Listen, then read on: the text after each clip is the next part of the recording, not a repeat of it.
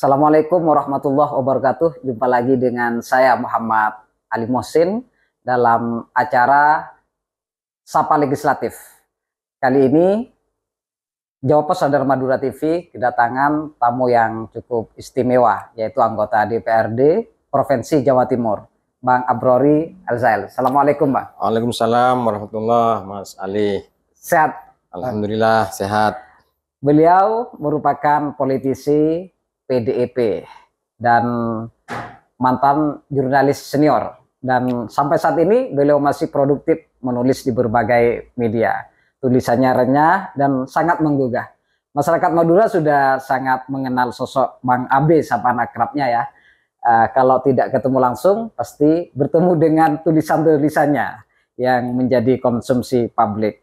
Baik, pada kesempatan kali ini saya akan bincang-bincang dengan Bang Abe seputar kearifan lokal melestarikan nilai kebangsaan. Tentu kalau kita berbicara tentang Indonesia tidak hanya sebatas wilayah geografis ya yang terbentang luas mulai dari Sabang sampai Merauke, tetapi juga musik peradaban yang di dalamnya tentu ada beraneka ragam ya bahasa, budaya, seni dan lain sebagainya, termasuk di Madura. Madura itu tidak hanya ya sebatas kita mengenal dengan sate keratnya ataupun juga dengan masyarakatnya yang sangat semangat atau pantang menyerah, tetapi juga di dalamnya memiliki kearifan lokal yang menjadi warisan leluhur. Seperti apa terkait dengan kearifan lokal dan melestarikan nilai kebangsaan ini? Kita bincang-bincang dengan Bang Abe. Bang Abe, menurut Bang Abe, seperti apa sebenarnya kearifan lokal di Madura ini dan seperti apa ke depan? Ya, jadi bicara soal kearifan, tentu saja kita harus bicara soal kebangsaan secara umum ini. Bahwa bangsa ini berdiri ditopang oleh berbagai macam daerah yang ada di Indonesia. Daerah-daerah itu kemudian muncul sebagai penguatan basis kultural yang menyanggah negara kesatuan Republik Indonesia. Cuma, nah semakin ke sini orang bertanya, ini Indonesia yang sesungguhnya seperti apa pada konteks negara? Kemudian masuk ke konteks daerah, sama pertanyaannya. Daerah di Indonesia itu yang seperti apa? Hanya sebagian kecil daerah yang mencoba menegakkan soal kearifan, soal nilai-nilai, soal kebangsaan yang mencerminkan kekhasan daerah itu. Untuk sekedar menyebut contoh, misalkan ketika orang datang ke Bali, maka kalau bahasanya Mas Ali itu zauk tentang kebalian itu sangat menyentuh kepada siapapun yang datang ke Bali. Begitu juga ketika orang datang ke Sumatera Barat, ke Padang, ke Minang, kerasa banget, taste-nya terasa. Nah, datang ke Madura ini apa yang bisa dirasakan? Katanya kalau di Mekah itu namanya Makkatul Mukarramah. Lalu Madinah, Madinatul Munawwarah. Madura harusnya kan Maduratul Mubarakah kan gitu.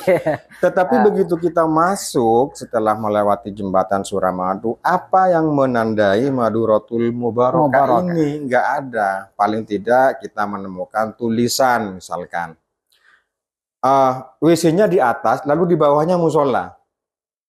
Nah, ini kan sesungguhnya problem-problem nilai walaupun kecil, tetapi ketika pembiaran ini berlangsung secara terus-menerus, maka nilai-nilai yang tercermin dalam kearifan lokal itu menjadi aus. Dan generasi muda kita itu kan kemudian lupa atau tidak tahu tentang akar dari kedaerahan kita, kegeografisan kita. Oleh sebab itu pekerjaan rumah besar bagi siapapun yang ada di Jawa Timur ini, yang ada di Madura khususnya, ayo kita kembalikan wairah ini supaya apa? Supaya generasi muda itu punya guidance, punya ingatan kolektif tentang kemaduraan. Nah, itu yang barangkali ke depan perlu kita gagas bersama-sama. Siap, Bang. Tadi sempat disinggung bahwa memang kalau masyarakat masuk ke Madura, memang tidak ada apa rasa khas yang bisa dinikmati oleh masyarakat luar ya. Apa kira-kira yang apa namanya menjadi ciri khas? Nah, hal yang perlu dilakukan ini Bang oleh mungkin masing-masing pemerintah di 4 kabupaten ini apa kira-kira sehingga nilai-nilai kearifan lokal ini kemudian bisa juga sama dengan seperti di Bali dan tempat-tempat lainnya. Ya, jadi gagasan yang sudah dibangun sebetulnya oleh Jawa Pos Radar Madura dulu itu, di zaman itu sebelum Bupati berkuasa hari ini yang baru-baru ini, nah ada integrasi. Menurut saya tidak terbantahkan antara lain supaya guidance itu melekat. Madura itu dikenal dengan masyarakat yang religius. Betul. Atau Madura itu dikenal dengan kerapan sapi. Tetapi begitu masuk Madura melewati Suramadu, adakah ikonik yang melekat di satu saya belum melihat. Misalkan ada patung besar welcome to Madura, kemudian ada patung kerapan sapi, ada replik masjid yang bisa mengingatkan siapapun yang datang ke Madura, kan nggak ada itu. Sama aja gitu, bahkan di sisi kiri kanan Suramadu itu ya seperti yang diketahui banyak orang, yang seperti itu. Nah, lalu apa kaitannya dengan pemerintah Kabupaten di Madura? Mbok ya, ayo kita menggagas bersama ini, mau diapakan Madura kaitannya dengan nilai-nilai tadi, mau dikemanakan. Arsitektur misalkan, pemerintah Kabupaten di Madura menurut saya penting menggagas atau melindungi arsitektur Madura. Jadi begitu masuk ke Madura atau masuk ke kantor-kantor pemerintah kabupaten, bangunannya berkhas Madura. Ada rumah joglo misalkan. Hari ini kan nggak ada nih. Nggak ada. Sama aja. Nah, saya cuma khawatir sebagai salah satu pihak yang ingin melestarikan soal kebudayaan, soal nilai-nilai lokal ini. Nah, sebelum semuanya tenggelam, adakah kesadaran dari pemangku kebijakan untuk mengembalikan ini? Jadi banyak yang bisa kita garap. Lalu misalkan kalau ada tamunya Pemkab nih, Mbok ya nggak usah dihidangkan oleh makanan atau panganan atau buah yang impor. Yang impor. Tunjukkan dong bahwa di Madura itu ada singkong, ada talas, ada pisang. Ada kocor. Ya, ada kocor. Loh, jadi maknanya menjadi banyak. Pada satu sisi, kocor itu melambangkan ini Madura loh. Walaupun bahasa Jawanya itu kan cucur. Nah, kemudian yang kedua, supaya para petani kita, home industri kita yang membuat makanan yang seperti disebutkan oleh Dek Mohsin tadi soal kocor ini, mereka berdaya. Oh, ini makanannya kan jeruknya jeruk impor dari Thailand. Kemudian anggurnya dari Brazil. Nah, yang berdaya masyarakat sana itu dari sisi nilai ekonomi ya. Jadi ayo kita bersama-sama, ini penting supaya kita tidak jauh dari alam. Saya kira semua sudah pernah membaca di dalam Rubaiat tentang kenabian itu, kan sudah disebutkan siapapun dan dimanapun yang jauh dari alam, maka ada kemungkinan di situ akan terjadi musim paceklik. Nah, saya khawatir musim paceklik hari ini, jangan-jangan para pihak sudah menjauh dari alamnya. Nah, itu Mas Mohsin yang saya kira penting untuk direnungi bersama, biar semua unsurnya masuk nih. Tidak ada yang terlupakan dan masyarakatnya berdaya. Dalam hal itu mungkin apakah juga perlu ada perda khusus Bang dalam rangka menjaga kearifan lokal di Madura ini? Ya, sangat bahkan harus. Jadi misalkan ya kita punya busana adat ini. Hari kerja itu 5 hari. Dari mulai Senin sampai hari Jumat. Apakah pemerintah kabupaten, pemerintah daerah ini tidak berpikir 1 hari saja gitu ya.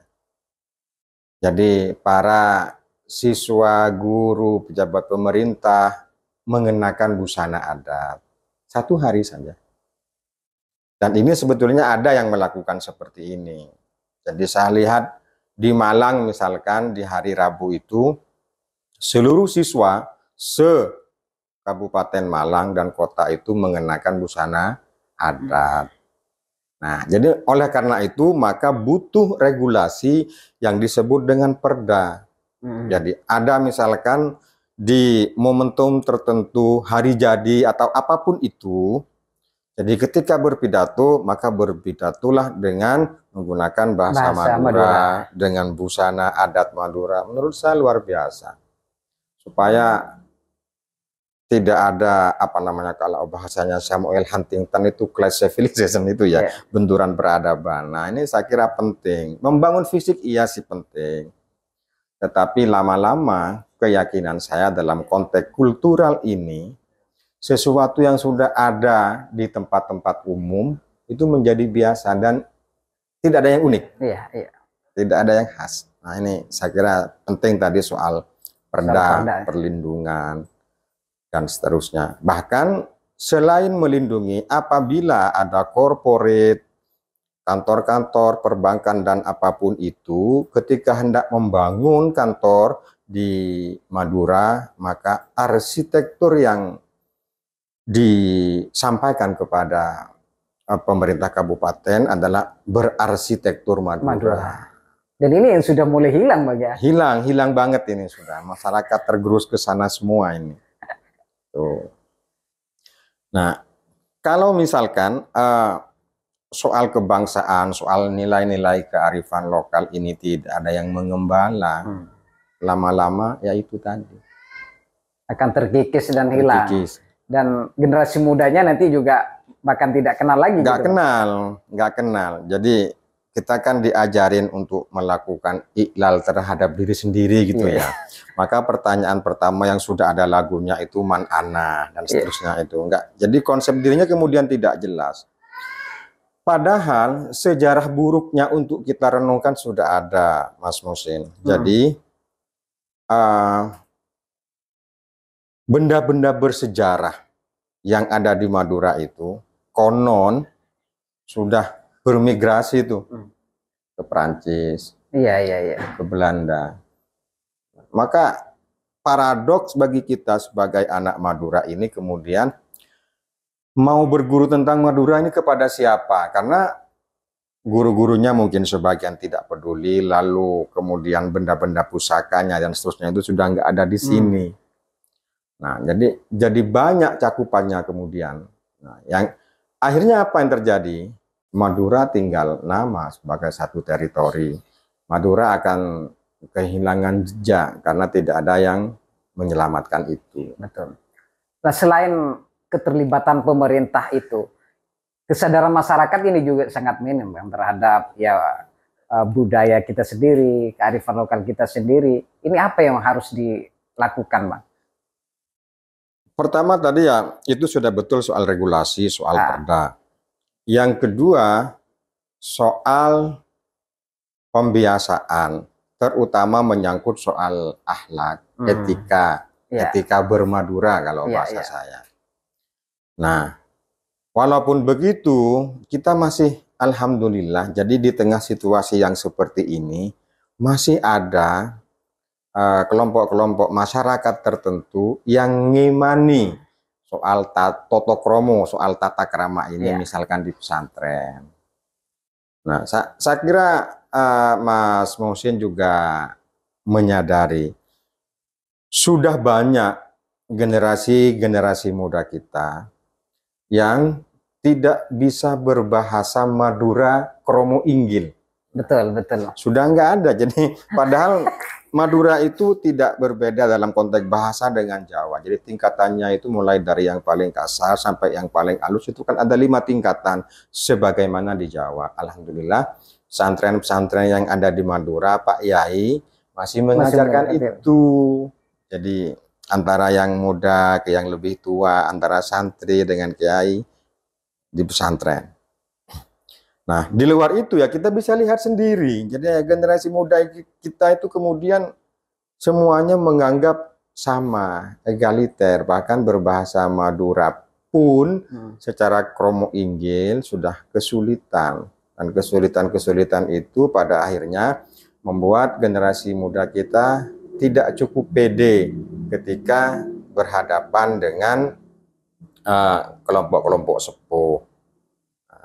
Jadi di Radar Madura kan ada narasi cerpen atau puisi berbahasa Madura ya? Betul, nah, cerpen, puisi berbahasa Madura itu. Iya, jadi kalau hanya Radar Madura yang melakukan itu, pemerintahnya tidak, nah bisa dibayangkan apa yang terjadi. Jadi di Madura itu kan ada kurang lebih sekitar hampir 4 juta. 4 juta. Ya. Sementara mungkin Jawa Pos dan Madura, oplahnya kan tidak sejumlah warga Madura. Iya. Oleh karena itu, pemerintah yang paling efektif menurut saya, apakah Kementerian Agama melalui lembaga pendidikan dari Kemenak Kabupaten ke bawah, begitu juga Dinas Pendidikan ke bawah, itu perlu diatur. Ada regulasi yang menaungi. Dan pertanyaan yang paling mendasar, tidak ada di Madura sebuah perguruan tinggi sebagai, kalau di Jawa itu kan ada Mas Musin. Di UGM misalkan ada Fakultas Sastra jurusan Bahasa Jawa. Madura nggak ada sastra jurusan bahasa dan sastra Madura, nggak ada ini. Itu mungkin hanya dilakukan oleh komunitas-komunitas kecil. Betul. Aja. Sadar. Jadi para pihak yang peduli saja. Nah, melalui mekanisme itu, saya kira kemudian nilai-nilai dan hasanah kemaduraan menyangkut berbagai aspek ini bisa lestari. Ya, ini kan kalau bahasanya MH Ainun Najib itu, kenapa saya menggagas seperti itu? Ini bagian dari budaya tanding. Ketika budaya-budaya lain masuk ke Madura, bahkan kemanapun yang sudah nyaris tanpa filter. Nah, kita masih alhamdulillah sebagian kecil ya komunitas-komunitas tadi itu.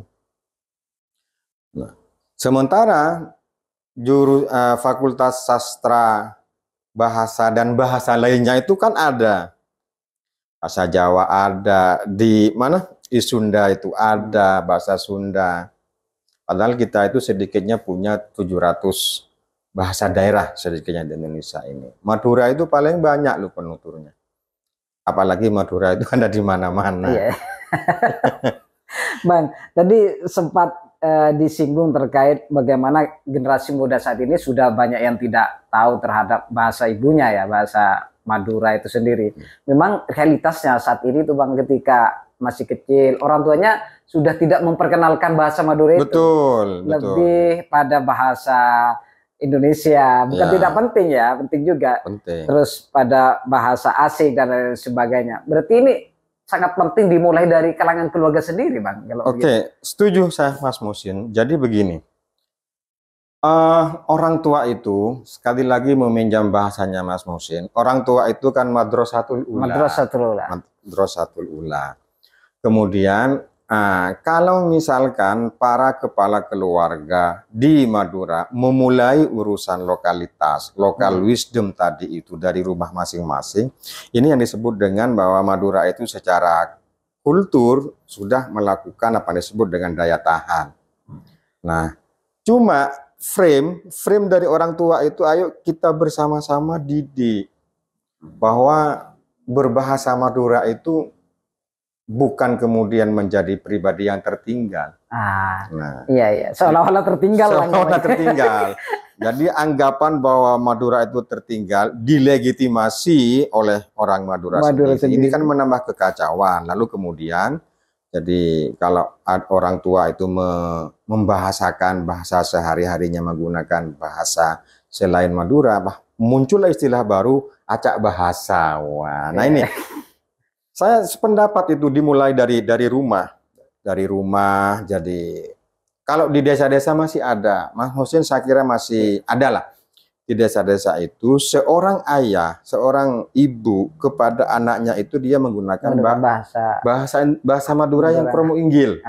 Yang masih ada, yang halus. Nah itu mengajarkan. Pertanyaannya tadi, seberapa banyak yang seperti itu memang dalam konteks melanggengkan langgam bahasa Madura ini tidak serta-merta kepada pemerintah, tetapi juga kepada masyarakat. Karena pendidikan itu kan terpayungi oleh pemerintah, kemudian leading sector dan segala macam itu. Semuanya harus bergerak. Saya sangat rajin membaca. Jadi masih ada loh ini media yang setidaknya setiap minggu dalam hal ini Radar Madura menyuguhkan narasi di rubrik budaya itu berupa narasi yang berbahasa Madura. Di bab itu ini kan nyambung. Syukur-syukur misalkan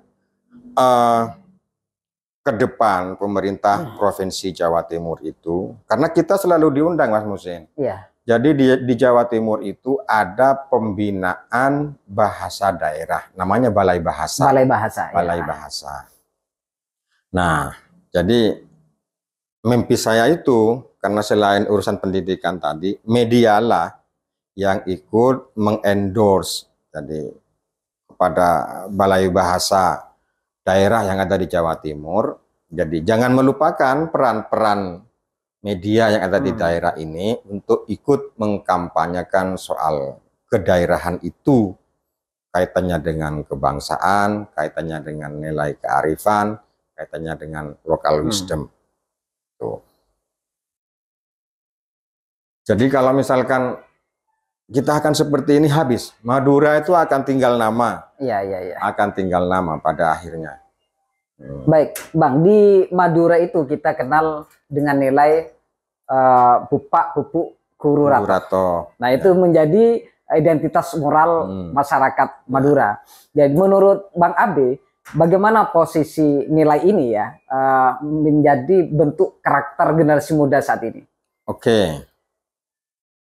Jadi zaman kita masih sekolah itu diperkenalkan Bapak Bebuk Guru Rato ini. Ini kan konten yang berdimensi budaya lokal terutama Madura.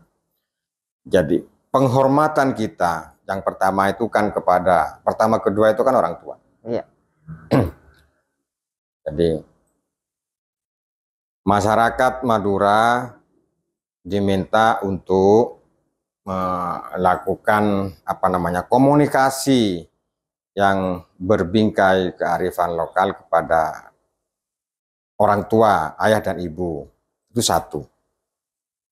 Nah, kenyataannya hari ini kan tidak seperti itu. Kalau saya baca di berita-berita yang muncul di Radar itu kan ada seorang orang tua kemudian dia menjerumuskan anaknya. Betul ya.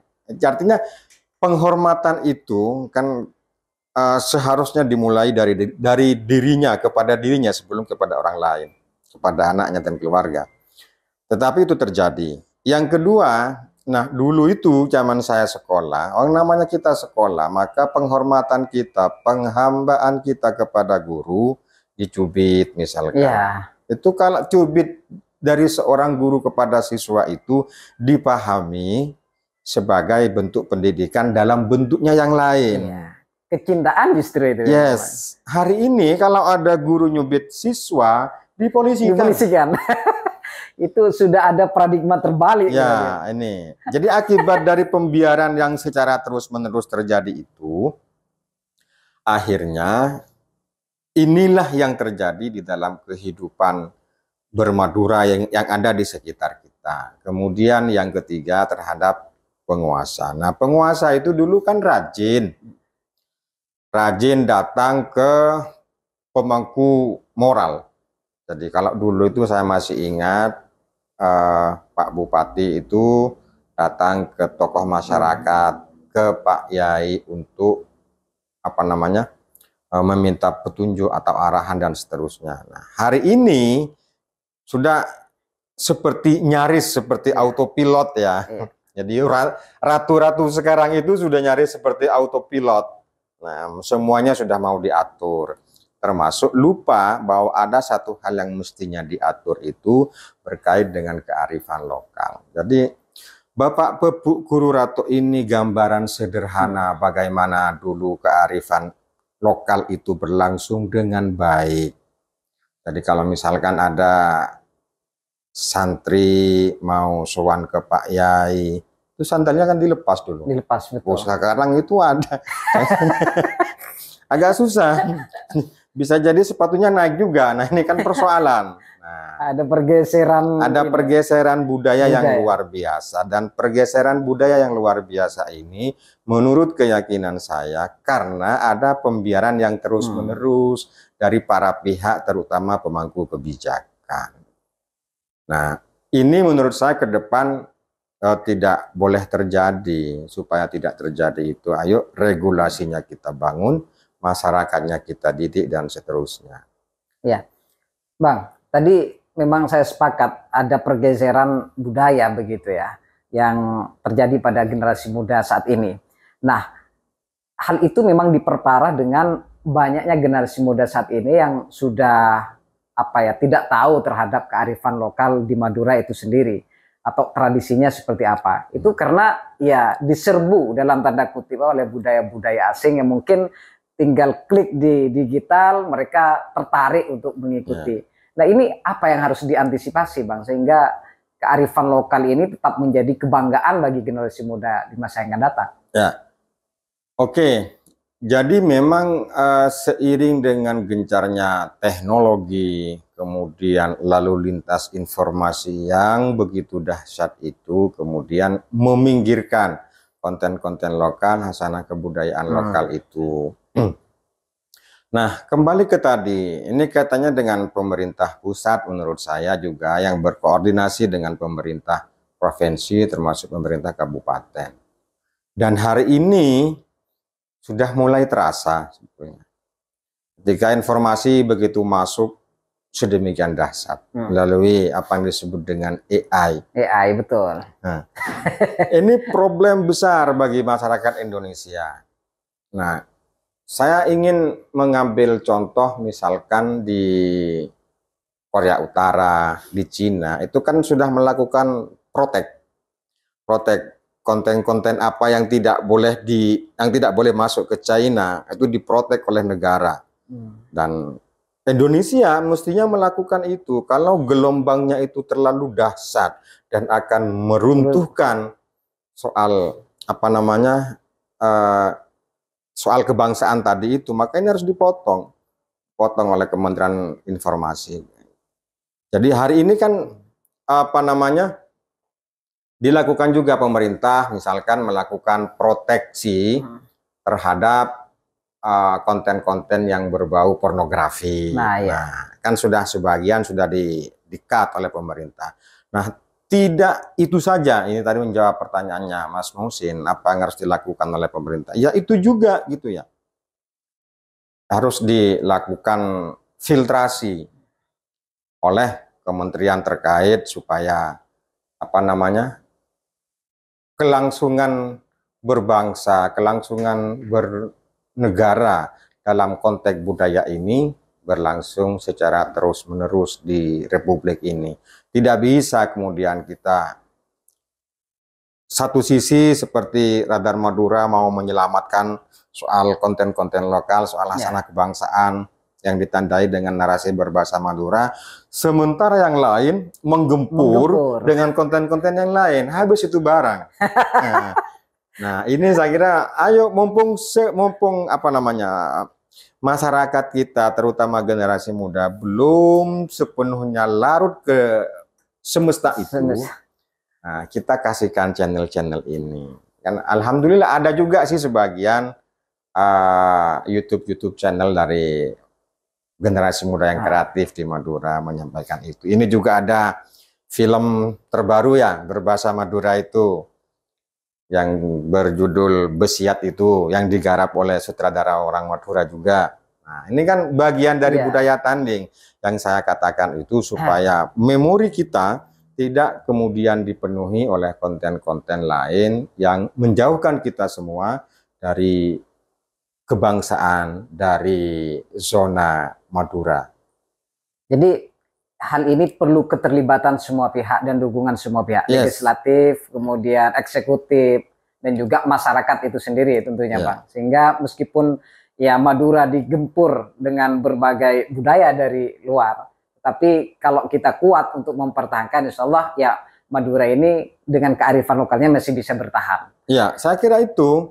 Jadi termasuk kemarin kita melihat atau menyaksikan kan di Aceh juga kental soal kebudayaan lokalnya, kencang. Nah, ketika Aceh diganggu, ketika kedaulatan berkebangsaan mereka diganggu, mereka melawan. Nah, kalau Aceh saja bisa melawan, saya kira yang lain-lain juga bisa melakukan budaya tanding. Supaya gitu tadi tidak lari dari akar historisnya, akar budayanya, akar moralitasnya, dan seterusnya. Ini penting. Kalau kita hanya percaya kepada pesantren, tetapi yang lain tidak terurus, selesai juga pada akhirnya. Nah, inilah yang menurut saya penting untuk dipikirkan bersama, dan sekali lagi tidak hanya legislatif dan eksekutif, tetapi para pihak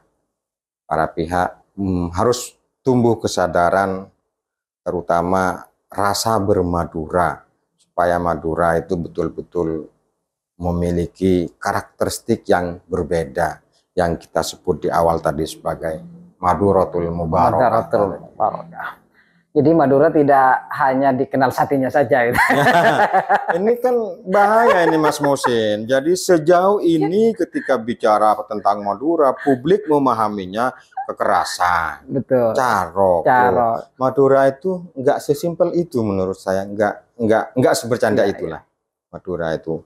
Justru masyarakat Madura harus melakukan perlawanan dengan carok budaya. Carok budaya. boleh. Bukan cara kriminal gitu, Bang ya. Baik, Bang, terakhir ini, apa harapan Bang Abe untuk generasi muda Madura agar tetap mencintai tradisinya tanpa ya kehilangan semangat juga kebangsaan sebagai warga negara Indonesia? Ya. Negara sekarang sedang membuat sebuah buku meneruskan sejarah katanya. Nah, Madura harus mengadaptasi idenya. Jangan salah loh. Jadi tahun 49 sampai tahun 50, Madura itu tidak hanya pulau tetapi negara. Nah, ini harus pesan ini harus sampai kepada generasi muda supaya generasi muda tahu. Jadi dulu itu Madura ini adalah sebuah negara ketika pemerintah menganut RIS, Republik Indonesia Serikat. Ibu kotanya di Keresidenan ini hanya berjarak 800 meter dari kantor Madura. Nah itu. Nah, kemudian semakin ke sini dalam konteks perlindungan tadi, maka banyak yang bertanya untuk menyelamatkan Madura secara umum, maka pertanyaannya dari sebagian masyarakat itu, haruskah Madura itu menjadi provinsi sendiri dan seterusnya. Maka saya berharap, karena Madura itu terus terang unik, etos kerjanya tinggi yang jarang dimiliki masyarakat daerah lain. Jadi ada orang yang jualan bensin di depan pom bensin tuh hanya orang Madura. Yang lain nggak bisa itu. Karena prinsipnya itu rezeki tidak akan tertukar, tapi jangan ditukar gitu ya. Nah ini jadi saya berharap ke depan itu masyarakat kita, masyarakat Madura, terutama generasi muda, wabil akhos kepada generasi tua memiliki komitmen bersama tentang kemaduraan, menumbuhkan kembali rasa apa namanya kebersamaan. Ini saya lihat hilang ini Mas Musin, Ya. hilang meskipun sudah ada ya beberapa tradisi dan hasanah kultural Madura itu hilang. Jadi Madura itu kan dulu punya ingatan kolektif. Kalau kita tarawih, yang kita sudah lupa itu malam hari keberapa, tetapi ketika di musola atau di masjid itu ada serabi, pasti tanggal 21. Iya, misalkan sebagai pengingat ya. Ya, itu yang saya maksud tadi sebagai guidance, ingatan kolektif. Ingatan kolektif. Jadi bersama-sama. Ini ke depan kan saya nggak bisa memahami ke depan itu karena saya mendengar teknologi akan berkembang secara luar biasa. Sementara Madura ya bukan tidak butuh teknologi, tetapi di berbagai pesantren pasti mengedepankan soal akhlak dibanding ilmu. Tata krama itu penting dan Madura itu luar biasa, adab, asor dan segala macam ya. Siap. Baik, terima kasih Bang sudah berbagi tentang kearifan lokal ini kepada masyarakat Madura. Bagaimana kita bisa mengajak generasi muda ke depan tetap menjaga kearifan lokal. Bagaimana kearifan lokal ini menjadi ya nafas kehidupan masyarakat Madura. Saya sepakat dengan yang disampaikan oleh Bang Abi tadi bahwa kearifan lokal ini di Madura akan terjaga apabila semua pihak ikut menjaga. Baik itu dari pihak pemerintah, legislatif, eksekutif, dan terutama dari masyarakat itu tersendiri, dan lebih-lebih adalah ya dari kalangan keluarga kecil kita.